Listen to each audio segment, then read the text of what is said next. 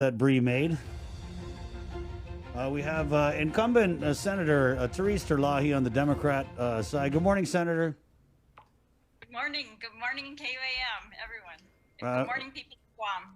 We've got Democrat candidate Dave Duenas. Good morning, Dave. Good morning, Chris Barnett and Sabrina Benani. Good morning, and good morning, Senator Terlaje and Armenta. I got that right, correct? Yeah. Yes, and then we do have the Republican candidate for senator here, the first time running for Michelle Armenta. Good morning, Michelle.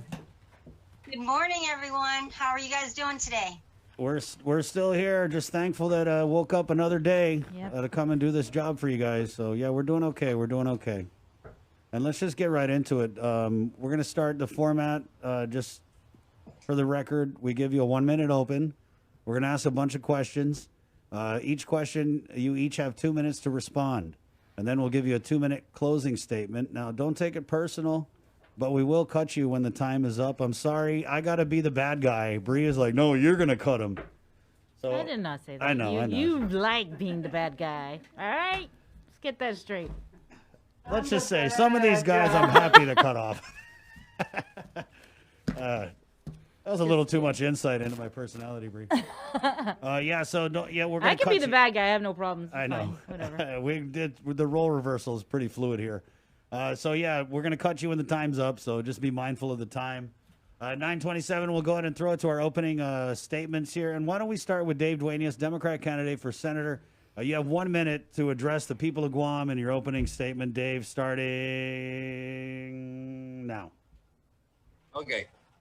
Day. Good morning, Buenas. I'm Dave Duenas, and thank you for getting me on, Chris. I'm very concerned. My campaign sign up on the wall might fall down anytime now, so that will be embarrassing. But a pleasure to be here this morning with Senator Terlaje and Senator candidate Armenta. It's a pleasure to be here. And again, we got to be nice, so I'm going to be nice. Looking forward to the election. It's just just a little over 2 weeks away. Tomorrow, of course, we're having the Okadu voting early, 9 to 4 p.m. Looking forward to that as well. And most importantly, I encourage everyone to stay safe, wear your mask, and get out and vote. It's very important that you get out and vote this year. Okay? Thank you. Thank you. Thank you, Chris. Thank you, Dave. We'll go to Michelle. 1 minute. Good morning, everyone. My name is Michelle Armenta. I'm number one on the Republican side of the ballot. Just so you know a little bit about me, I have an administrative background in human resources working for the federal government. I'm a homeschooling mom on PUA. I'm a concerned citizen who believes that priorities, frugality, and transparency are the core elements of a successful government. I was also the president of a nonprofit organization called the Vigilance Committee, whose primary focus is to detect violations of the Open Government Law and Sunshine Reform Act.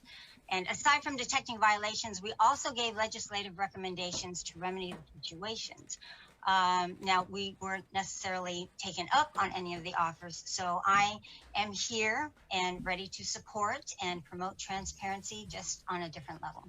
Thank you, Michelle. Senator Terlaje, your 1 minute opening statement starts now.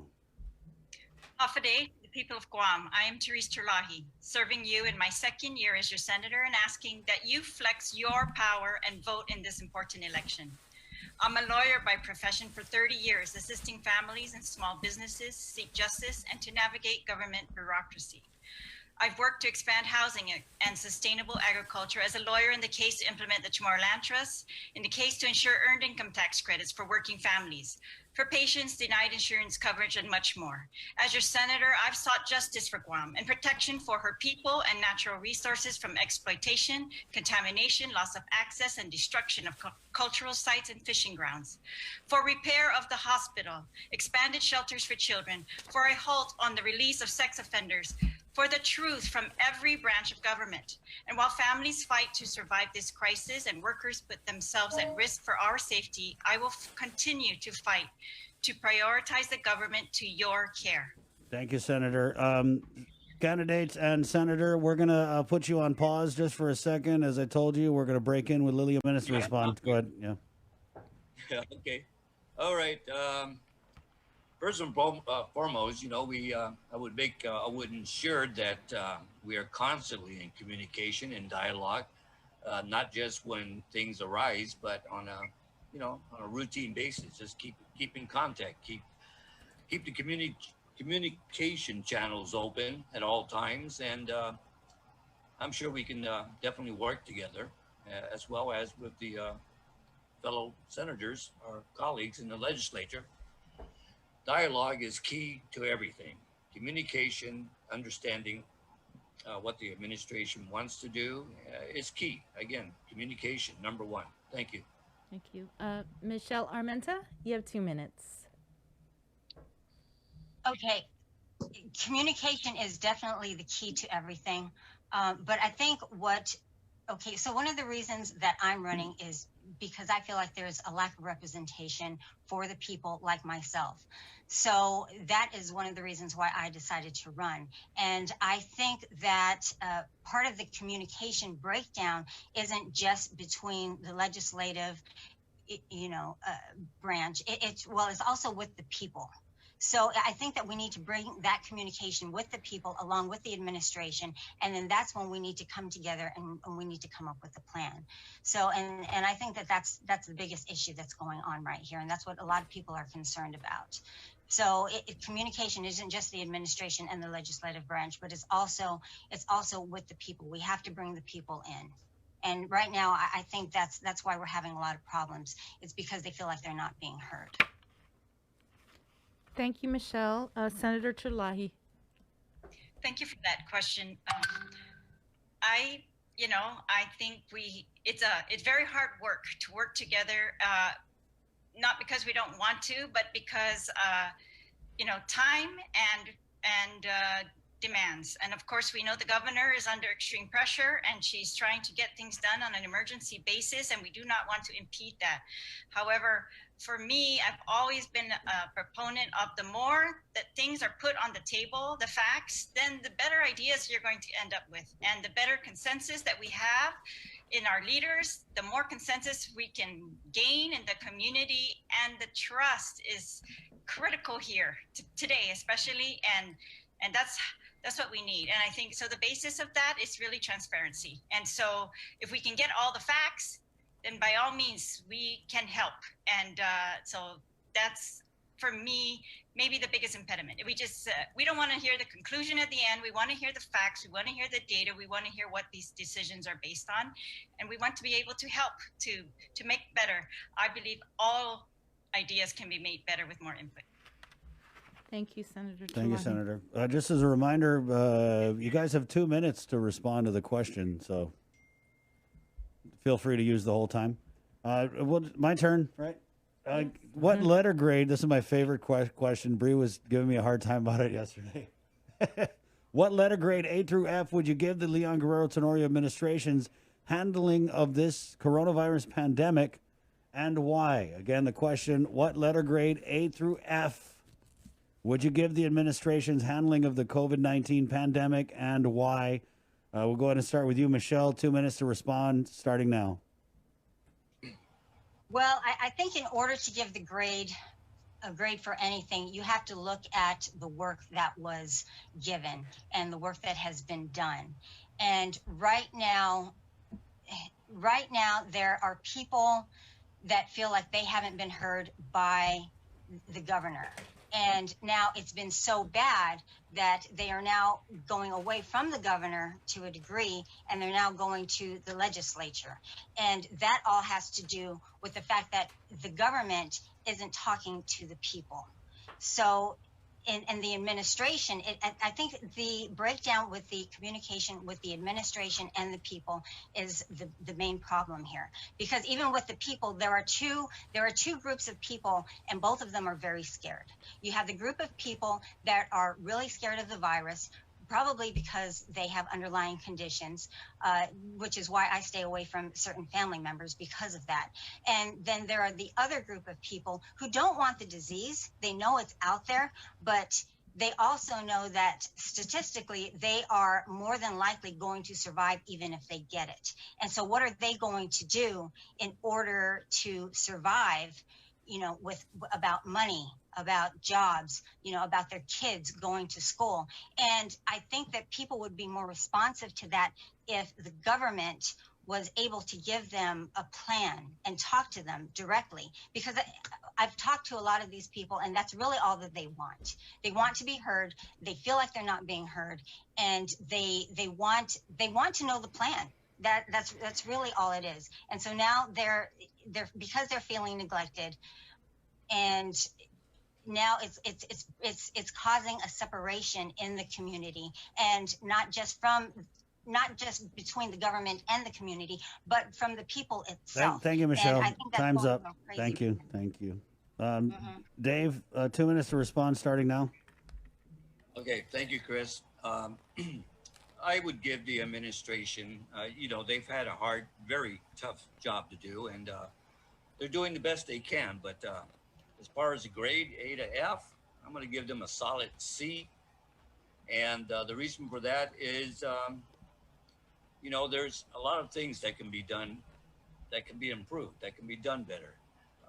As Senator candidate Armenta mentioned, transparency and speaking to other people. I know the governor has a group of people that she advisors, Dr. Cruz and other people, but I think she needs to expand that to also include other individuals within the community, business leaders, the mayors, everyone, not just the select group that she has.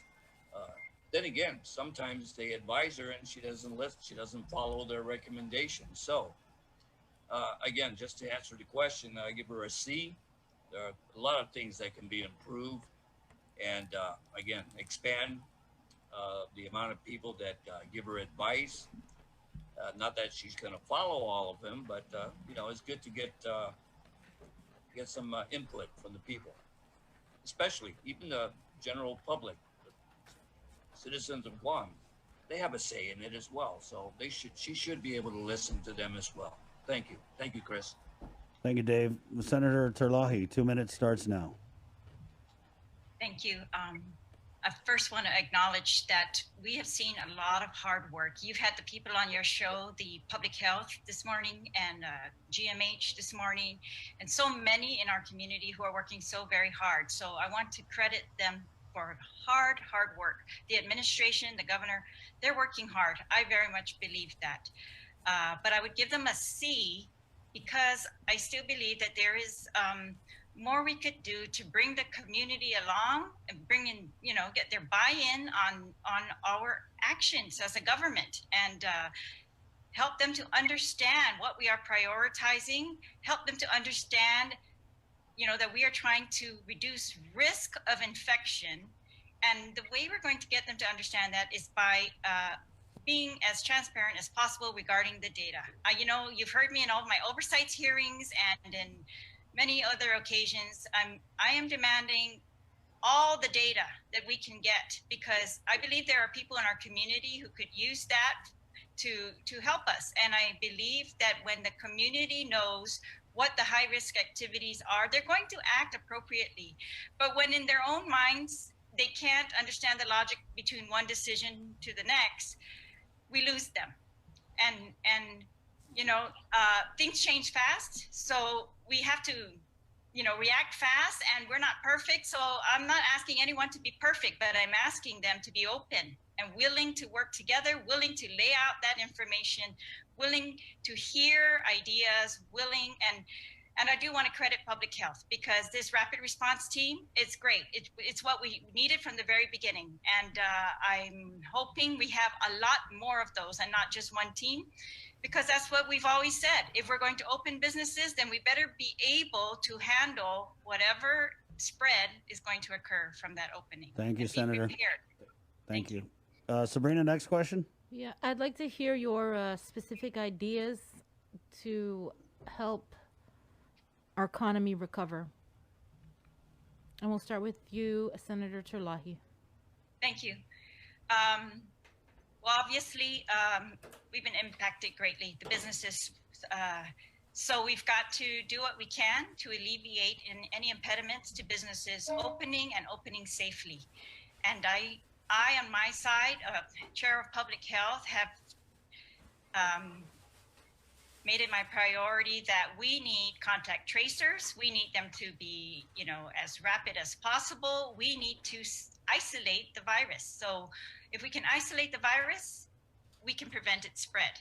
And if we can find the businesses that are where contamination is evident and protect any customers, then we do that.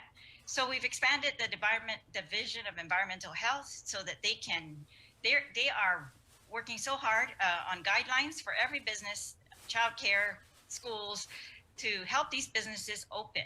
And they prioritize this. We've helped them to get more money to expand the people they have in that division. So because safety is the number one concern. And of course, we need to allow the businesses to open. We're making plans for tourism, but again, it goes back to public health. Their ability to trace, their ability to isolate, their ability to test, and do all of those things promptly, and that's the key for our recovery, I believe. Thank you, Senator. Michelle? I think the key to recovery for the economy is definitely diversification. We definitely need to start looking into other types of businesses other than the military and other than tourism. And I think the Chamber of Commerce has come up with a nice list. There is one thing that I would like to add, which would be deregulation for the power company, because I think that would not only lower the costs of energy, I think that it would bring more greener energies when you put the private sector involved. And I think it would also create more businesses, because with deregulation, then we would actually have individual companies that would deliver electricity to the people, which would create competition, and that's why prices would be lowered. So that's one of my business ideas, as opposed to just not just to, but in including what the Chamber of Commerce has added. Thank you, Michelle. And Dave. Thank you very much. First and foremost, we got to get a handle before any recovery is going to happen successfully. Get a handle on the COVID-19. Once we get that done, the next thing I would do immediately, and I've mentioned this in many interviews, it's somewhat controversial, but there's a way to do it, and that is to lower the BPT back to its original. What is it, 4%? It was. Lower the BPT. And yes, that would generate less revenues for the government, but then again, the government at Guam needs to learn to live within its means. The current employees don't have to worry. Through attrition, retirement, hiring freeze, you put those into effect, and they should be able to survive. So, a lot of people get worried that we're going to have massive layoff in the governments if we have a reduction in the BPT. That's not going to happen. It's not going to happen, period. Through attrition, again, we're not going to lay off, we're not going to furlough anyone, but lower the BPT. That's crucial.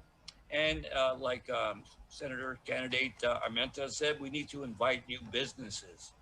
One of the businesses during this pandemic, all over the world for that matter, that has not only thrived, they just boomed, their business just skyrocketed, and that is the on-let buying. So Guam, being that where we are and situated in the region, I propose that we open up, entice business to open up here as a transshipment hub. Built warehouses, Amazon, I use that a lot as an example. Get Amazon to come here, stock the warehouse with all their items, and use Guam as a transshipment. Once again, the business of online ordering has just skyrocketed. So that's what I would do. Thank you, Dave. Next question. In this last legislature's term, we've seen what many would call lack of decorum, and some others would call outright pettiness. We've seen microphones get cut off. We've seen senators talking over each other. It's been pretty contentious, and that's just between the Democrats, right? I said rude. Yeah, yeah.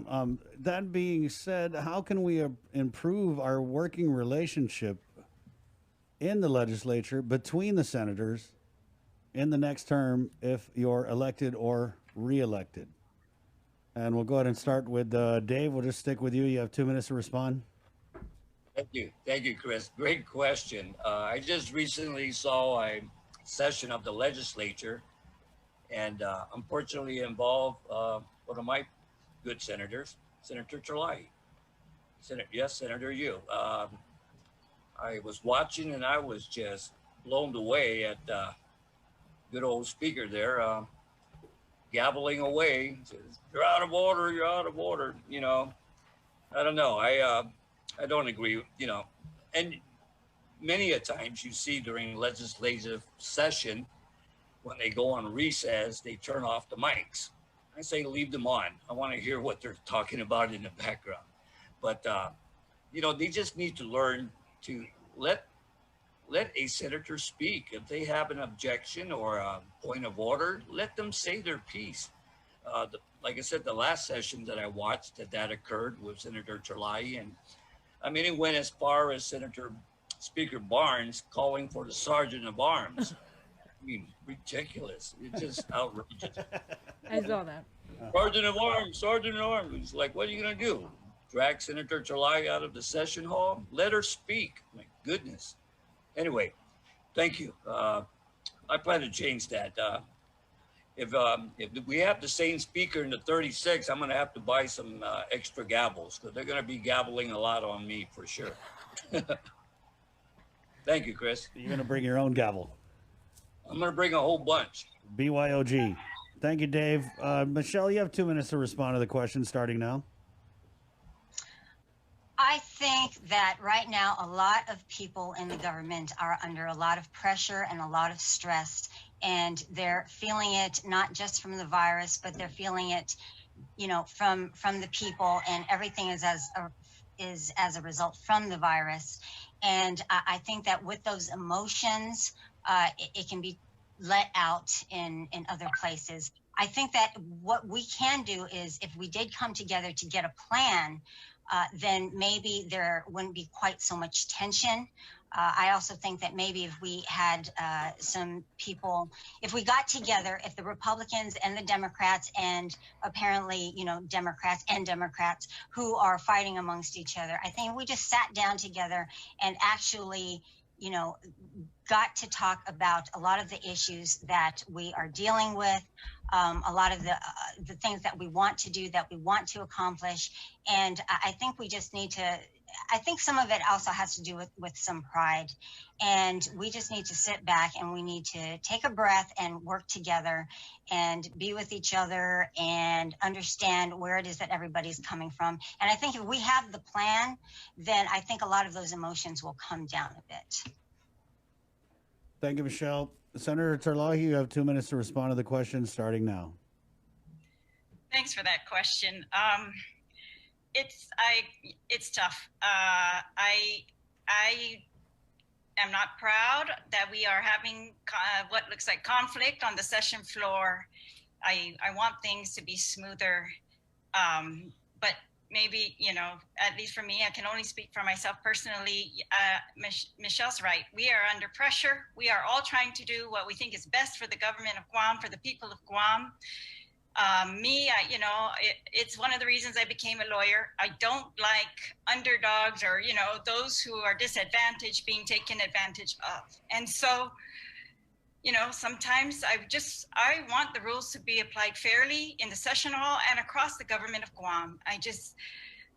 That's what I want. And so sometimes I fight for that. But I don't intend to cause a ruckus or anything like that. I really do think we are all trying to be sincere in our efforts. And I agree, you know, we could do a lot better getting consensus, just as we have asked the governor to get the consensus of the people and move forward with trust. We all in the legislature, you know, we do better to get consensus with each other, and so that we understand the plan. A lot of times it's because we don't understand where we are going or why we are doing things a certain way. Why rules are applied one day and then not the next day, and things like that. Those can be avoided, and we just have to work harder together. Thank you. Thank you, Senator. Sabrina? The governor has cited her superpowers that she has in the Emergency Health Powers Act to do a lot of the things that she has done to control and crush this virus. But do you think that she needs more power and more flexibility to further contain the spread of the virus on Guam? And would you support legislation to amend it to give her more powers, or would you introduce legislation to pull back some of those powers? And if you could explain your reasons. We'll start with you, Senator Terlaje. Thank you. It's a tough question. You know, we've been very tempted in different times during these last 6 months to revoke those emergency powers, because we feel they're being, you know, executed without consensus or without even an understanding of where we are heading with those things or what they were based on. And I think that's the most important part. So I continue to ask that what they are being based on, the logic, the facts, the data, that those are also shared and not just the orders. And I think that would go a long, long way for the community. As to revoking it, no, I am not going to support that today, because today we are seeing people, the death rate continue to rise, the hospitalization continues to rise, and I do not want any more death. I don't, and I don't want people to suffer. And so if these powers allow the governor to stop them from suffering or dying, then I want to give her everything we can to stop that. I do think, you know, and there have been some changes, thankfully, because we've demanded that they be more open and that this power be exercised without violation of the open government law, as, you know, without violation of the procurement law.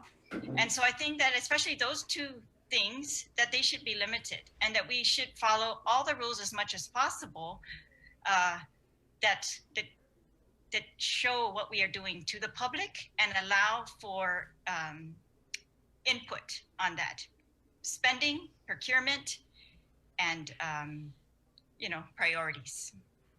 Thank you, Senator. Dave? Thank you. The current authority power that the governor possesses right now, I think, is adequate. I don't think she needs any more.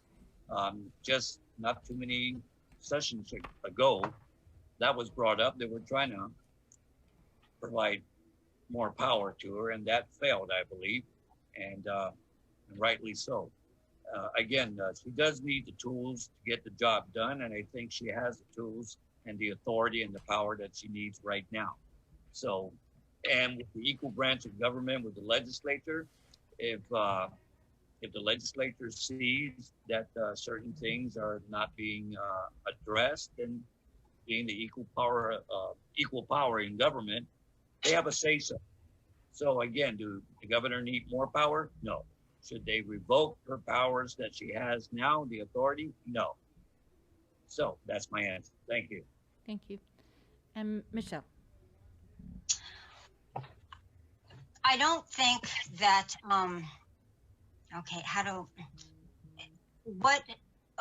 when the governor has authority to react under certain circumstances, especially when public health is involved and we have people's lives that are in danger, her actions, her immediate reactions are necessary.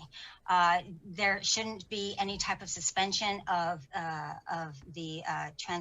any type of transparency or the open government law or any of that. But after a certain amount of time, when you start extending after another, it shouldn't just be a decision made by one person. There should be at least some sort of committee where they have to advise her to look at everything. And it's not just about transparency with the governor, but it's also the going on, why it's going on. We are under the assumption that this virus is going to go away. And when you listen to reports and surveys from the World Health Organization, from the CDC, it's, studies are going out all the time so that we can find out more about this virus. And as of right now, a study out of Illinois, 1 in 5 people have had the virus when they studied to see if they've had the antibodies. And another study was found that 1 in 10 people worldwide has the virus. And with the way this virus spreads, I don't see this going away anytime soon. So it's not just a reaction to what is going on. We need to have a plan if this doesn't go away. And we can't be in lockdown the entire time, especially when you have things like the World Health Organization saying that the lockdown was only supposed to be a temporary till we find a plan. We need the plan. So. Thank you, Michelle. Did you want to ask a question? Oh, is it my turn? I can ask it. No, go ahead. Yeah, no, you can ask all day. Go. The island suffering from a crisis that no one really likes to talk about. Suicide. Even before COVID, the numbers were high, and the numbers are continuing to rise during COVID. People are suffering anxiety about what's happening on our island. We've heard that the crisis hotline, the emergency crisis hotline, they've been receiving record numbers of phone calls. What will you do if elected, re-elected, to improve mental health services for our people? And we'll start with you, Michelle. This falls in line with priorities. And I think, especially right now, public health it should definitely take a front seat when it comes to priorities. And this would fall in line with that. This also coincides with transparency. And once again, I can't reiterate enough, wanting to come up with a plan, because if people knew what was going to happen, then I think it would calm down some of that anxiety. Because when you don't know what's going on and you're in fear of one thing or another, or a combination of both, that's going to create a level of stress that a lot of people can't handle, especially if they don't know what is going to happen. So when you're looking at an adult who has children that they have to feed, they don't know if they're going to have a job. They don't know if they're going to have any money. They don't know how long, this federal aid is going to be here. They don't, they could be losing hope. They do lose hope, which is why they end up going to take that next step. But I also think that the Catholic Church has to step up on that part as well, because faith has a lot to do with how people react to certain things. And I know that not everybody is Catholic, but we are 85% Catholic. So I think that would talk to the majority, and we wouldn't just limit that to Catholics alone. It would be for everybody. And I think that the community is really good about opening up to everybody and not just a certain group. So I think it's a community effort from the government and from our faithful establishments and friends and family to be there even when we can't be there, which is part of the problem with some of these lockdowns also. So I think people know who have underlying conditions and how you can maintain those distances if need be. But we still need to be able to communicate, because that's what we're created for one another. Thank you, Michelle. We need that interaction. Thank you. Senator Terlaje. Thank you. This is a very serious question. And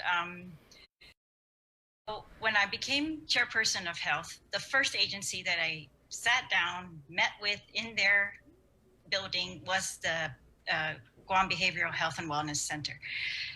And because they had been under a consent decree with the district court, they had to improve. And so they were showing me their plans of how they were going to comply and grow. And so I'm proud that for the first year of this term, we increased the budget at Guam Behavioral Health by $1 million, I think it was, and because we wanted them to expand their in-house capacity, for treatment. And we also, in this most recent fiscal year 21 budget, one of the few agencies that actually saw an increase from FY20 was behavioral health, because I think we all, the legislature, recognizes this is very serious. We've also seen the Guam Department of Education expand their services. I'm very concerned about the students, and so they have responded accordingly. They are using federal money, and they have to, they are trying to reach these students with the assistance of behavioral health. And I know that, interestingly, the health emergency statutes are very clear about mental health being has to be made available. It has to be a priority. And so that was one of the first things I did back in March too, was to check what is your availability. And I'm glad to say that they have been open, available, trying to make it known to the public that they are available for public health services. But I do think on a very personal level, the media has done a good job of this. It's highlighting those who are helping each other. We help each other. Thank you, Senator. Dave?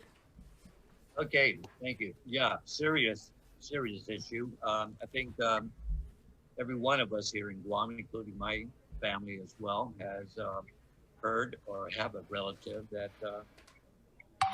committed suicide. Funding, as Senator Terlaje mentioned, is a very big factor in the behavioral health being successful, but education as well. And again, that boils down to having the right, proper funding.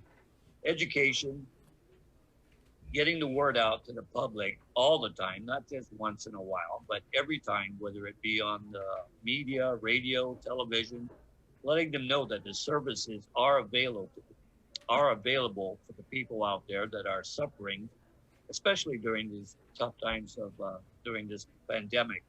As I mentioned, suicide, everyone's stressed out right now. They're out of a job. They're trying to figure out how they're going to make ends meet, feed their family. The family members have to be aware and know what are the telltale signs of someone that is under duress, under stress, so they can intervene before tragedy happens. So again, education is definitely very important. We got to keep it out there in the media, keep it out in front at all times, all the time, not just sometime, but the more you hear it, the more you see it, the more likely it's going to take, and you'll get results out of it. Thank you. Thank you. Thank you, Dave. Michelle. Michelle. 2 minutes, Michelle. I'm sorry, I missed the question. The island is suffering from a crisis that nobody really talks about, suicide. We are seeing numbers on the rise during this pandemic. We're also seeing record number of phone calls to the crisis hotline over at the Behavioral Health and Wellness Center. A lot of people are experiencing a lot of anxiety right now. What will you do if elected to improve mental health services for our people? Well, like the last question, this goes back to priorities and funding. Obviously, a lot of things have changed. Thank you to Senator Terlaje for adding, more funding. But this is also something where we have to definitely put more focus in getting people out there, not also to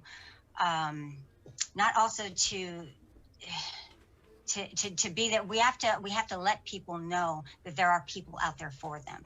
So hopefully, when people are reaching out, we can help bring these people to where they need to go and with public health and get the help that they need.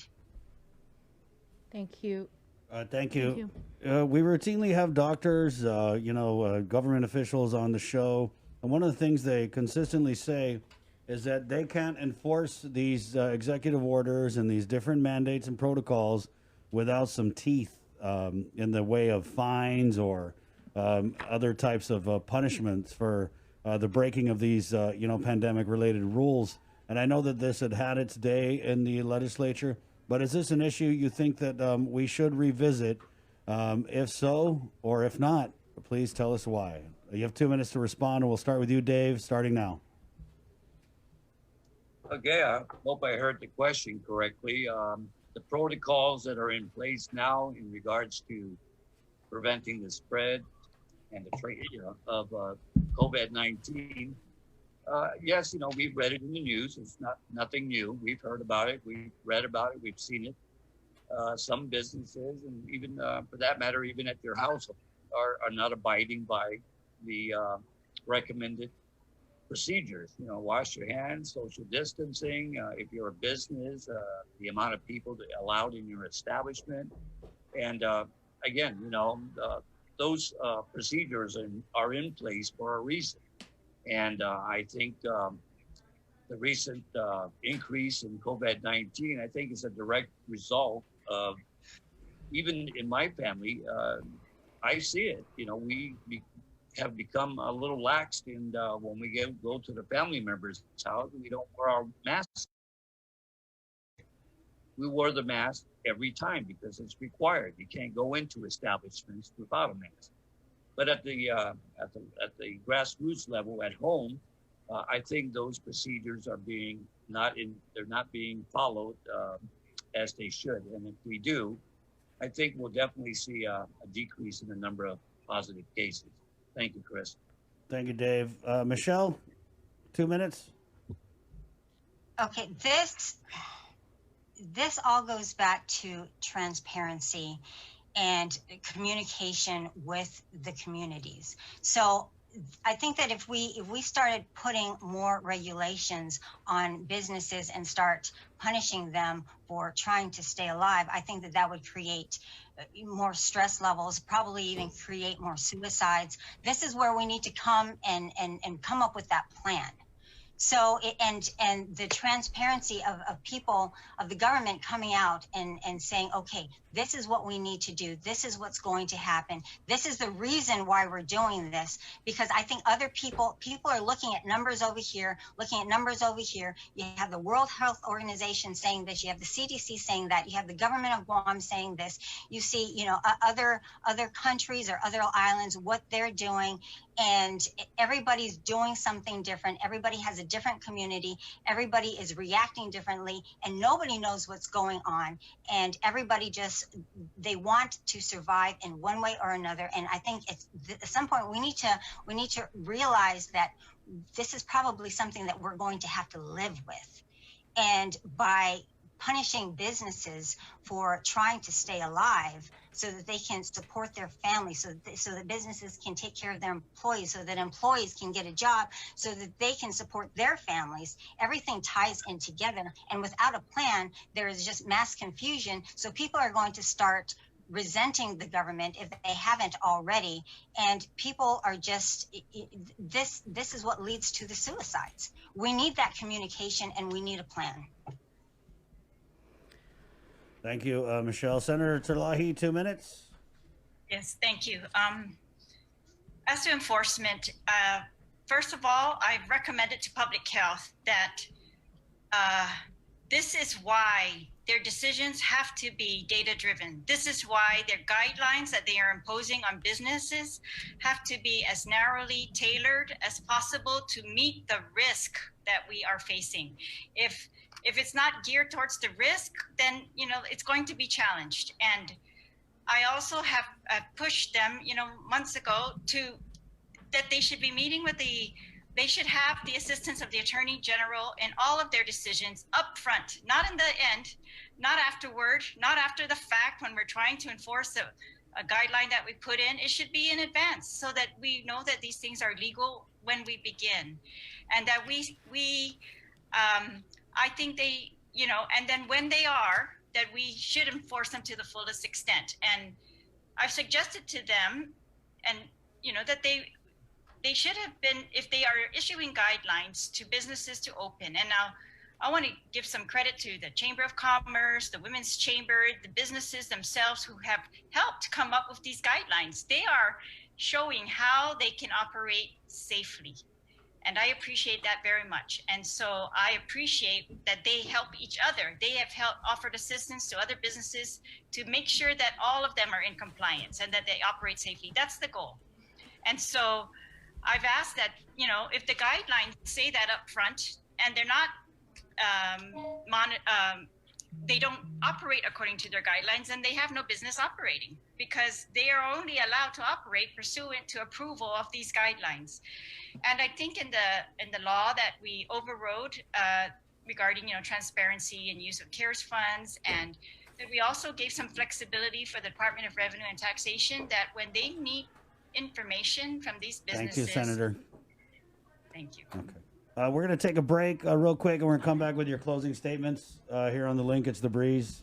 Or no, we're going to get another question from Sabrina. I just have one more question. Okay, yeah. So we got to take a break. So sorry. We just want to make sure we give you the same time that we gave all the other candidates. And I apologize because of, you know, the rapidly evolving situation with this pandemic. We had to get his coming up. But now back into our candidate interviews with Democrat Senator Therese Terlaje, a Democrat candidate Dave Duenas, and Republican candidate Michelle Armenta. Sabrina got a question queued up. You guys have 2 minutes to respond to that question. Sabrina?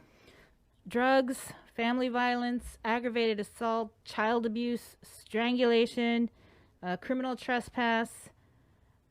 These are just some of the crimes in the past week or so.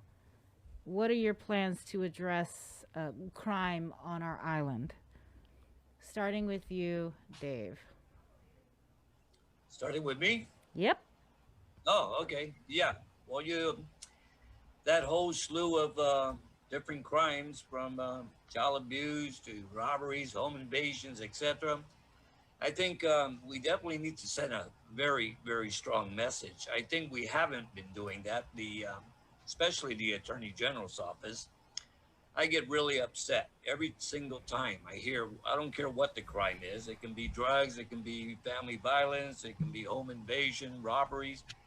And they get off with a plea deal, or it just doesn't go anywhere. You know, plea deals has got to stop. You got to put them in prison, let them. You do the crime, you pay the time, and that's what the bottom line has to be. You know, these criminals out there are not afraid to commit the crime, knowing that they're going to sit in jail for a few days and then get released, whether it be because of overcrowding or because of COVID. Whatever the reason, they're not getting the clear message that they're going to pay. They're going to pay big time and for the crime that they commit. So thank you. Thanks, Dave. Senator Terlaje? Thank you for that question. Yes, crime is a very serious. I live in Jotnya, and I feel like Jotnya has a very high incidence of crime. It's a large village, but also, you know, people are struggling. And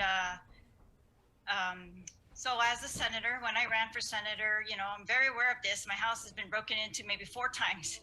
But, you know, all families are impacted by crime, and we need to stop. And so we've been told by the officials that the majority of crime on Guam stems from drugs. And so, you know, oversight after oversight, we've called customs in, tried to ensure how can we help them shore up the borders to stop the importation of drugs. And so we have tried to help them to do this. They've told us they do not do 100% inspections. They need to increase inspections. We've also tried to ensure that the Attorney General's office prioritizes the hiring of prosecutors. I've had oversight of the judiciary. I think that was unprecedented, to ensure that they are adequately monitoring the sex offender list, and that they are not, you know, having their marshals implement warrants on a unfair basis. We've also ensured that release of sex offenders is going to stop unless they can prove that these sex offenders will not reoffend and that they've undergone some type of treatment that is effective. So these are some of the things that we are doing for crime. But, you know, again, we've got to just help people with their basic needs and be very firm on those who violate the rights of others, and especially those in their houses. Thank you, Senator Terlaje. Michelle? This is another place where the priorities of funding needs to go. I do believe that we need more police officers out on the street. I do believe they need to be seen. And I do believe that that people need to know that, and criminals need to know that when they are caught, that, there will be a harsh sentencing. So instead of being let go, and I think everybody knows that, and that's part of the reason why a lot of people are so frustrated. So we need more cars out on the street to it does help for prevention, but it doesn't stop it. So, but at this point, every little help does count. And the more police there are out there on the streets, the less you're going to see crime occur. I know that that's not going to happen right away, but that needs to be a priority. As far as drugs go, we need to let people know that there is help out there. There are organizations to help get people off of drugs. We also need to secure our borders. We have to be more stringent on them. There has to be 100%. There's only so many ways that drugs can come on the island. So I think we need to find out where those sources are and lock down on it. Thank you, all three of you, for coming on and sharing your plans. If you're elected or reelected, I really appreciate it, and I'm sure the people of Guam appreciate your time as well. And now we're going to give you your final opportunity and to speak. Yep. With your closing comments, and you have 2 minutes, and we will start with you, Michelle. Okay. Well, the past few months are proof that there needs to be a better balance of power when decisions are being made. And there has been too much underrepresentation in the legislature for far too long. So it's time to demand a greater sense of government frugality, transparency, and leadership that sets responsible priorities. And it seems that each week there's a new story of a small business that's closing, and more of our friends and family are losing jobs and struggling to make ends meet. And the voice of the people is being neglected. And it's time to bring back balance on how we address what matters most to our families. Our community is unique. Whenever someone is down, there's always someone else who's willing to help them up. And that's how we overcome challenges. It's by working together. And with that, I know that we can overcome anything. So I am asking you to trust me to be a vigilant, vocal advocate for Guam, and to please vote for me, Michelle Armenta. I'm #1 on the Republican side of the ballot. Thank you. Thank you, Michelle. Dave Duenas, you have 2 minutes, closing statement to address the people of Guam starting now. Thank you, Chris. Thank you. Great being on the link this morning. And before I forget, because when we did our opening statement, I forgot that I'm #7 on the ballot on the Democrat side. And please don't hesitate to vote for me as early as tomorrow. And you can vote early, as we said. I think voter registration ends on August 30th. So if you haven't registered, get out there and register. Get out and vote early, vote safe, and take all the precautions you need to. In closing, real quick, just to recap some of the questions that we responded to, the governor doesn't need more authority. She has enough authority as it is. We don't need to take any more power from her. She can keep what she has now, but she don't need more power. Suicide, we need education. #1, a lot of education on that. Keep it up in the forefront. Keep it up every single day. Get the word out about that. Crime, we need to be tougher on them. No more plea deals. These criminals need to pay the penalty, harsh penalties, and then and only then will they understand that they will be punished severely if they continue to do the crime. So once again, Dave Duane is #7 on the ballot. Lucky 7. Think of me. I'm willing to work with everyone in the legislature. No matter. I don't care if you're a Republican or Democrat. When you win, if you become a senator, you won your race. You're in the legislature. There's no need to bring your party with you anymore. Leave it at home. You're now there to work for the people, and I plan to do that. Thank you very much. #7, Dave Duenas. Bye. Thank you, Dave. Senator Terlaje, the last word, 2 minutes worth to address the people of Guam in your closing statement, starting now. Thank you. Being the chair for the Committee on Health, Tourism, Historic Preservation, Land, and Justice in the 35th Legislature, it's been extremely challenging, especially under this public health emergency, where our tourism's been halted, and this represents a third of our economy. The health emergencies brought stress, anxiety to families, their mental health, livelihoods, general well-being are threatened. It's crushing our spirits when we come from a culture who thrives on face-to-face contact with our friends and our loved ones. And it's very much exacerbated the fragile state of healthcare on Guam. And I've worked tirelessly to advocate for prioritizing public health resources and to support our health infrastructure, holding the most oversight hearings and roundtables in the 35th Guam Legislature to get to the root of the issues, and fighting to prioritize critical agencies in need of more resources to get us through this pandemic. I've stood alone at times, taking politically challenging positions on the session floor, and I've had to ask some difficult questions of public officials and friends during oversight hearings this term, including my agencies, and most especially when it comes to government finances and tax refunds. Transparency and accountability are critical to a good government, and I've clearly demonstrated that I strive for positions that are rooted in truth, justice, and I hope that, and I pledge to continue to serve in this capacity for the people of Guam in these critical times. Again, I ask all of you voters to flex your power and your voice and vote early and vote safely. The Election Commission's open from Monday to Friday, 9 to 6 in Agatna, the GCIC building. That's your best bet for no lines. And please vote number 10. Help me help you. And Situas Ma'asi for the trust that you have placed in me so far. Thank you, Senator. Michelle, thank you so much for your time. Dave, thank you for your time. Senator Terlaje, good. Thank you, everyone. Good talk, guys. Good talk. Loved your words this morning. Stay safe. Good job, everyone. Be safe. Good job. Wash your hands. Great to be on with you too. Thanks, Sabrina. Thanks, Chris. Thanks, Jason. Thank you, Bye. guys. All right, guys. There's still virtual Latiza there. Jason just brought in some virtual microwavable cinnamon rolls. Pizza rolls. Oh, pizza rolls. Sorry. And tater tots. And bagel bites. Can you do home delivery? There you go. It's right there. It's virtual. Michelle, take a whole there's a whole bunch of it for you guys. I Okay. got oyster crackers. I got. Yeah. We just ask that you guys maintain the social distance when you're getting your balutan. Okay. Thank you. Take All care. right. Take care, Esta. everyone. Be safe. Bye. Be safe. Thank you. All right. We'll see you.